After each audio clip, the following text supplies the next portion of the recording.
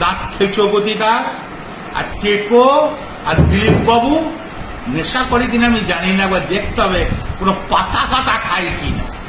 এই পাতা বলে একটা নেশা আছে, ওটা আবার দিলীপ বাবু মাঝে মাঝে খায় কিনা খবর রাখতে হবে।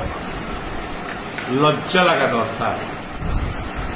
দরিদ্র মানুষ, তাদের পেটের খাবারের চাল বিজেপি পার্টি অফিসে ঢুকে আছে। এর থেকে গলায় দড়ি নিয়ে দিলীপ বাবু আপনার ঝুললে আরো ভালো হবে।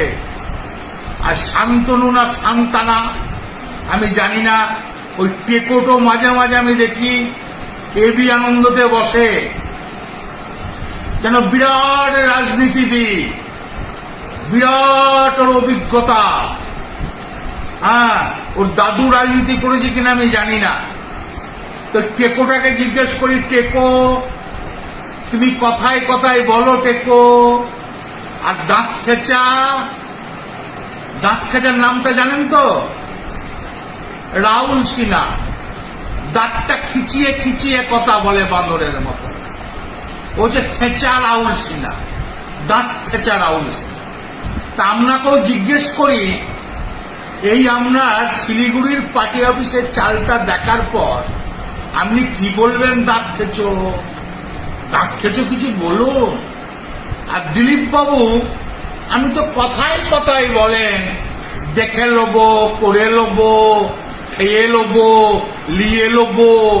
তা দিলেই তো নিলেন, চুরি করা চাল, সরকারের চাল আপনি নিয়ে নিলেন। লজ্জা লাগে না?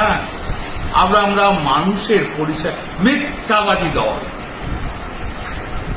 এখনো রাজ্যের 36,000 কোটি টাকা দিতে পারলেন না।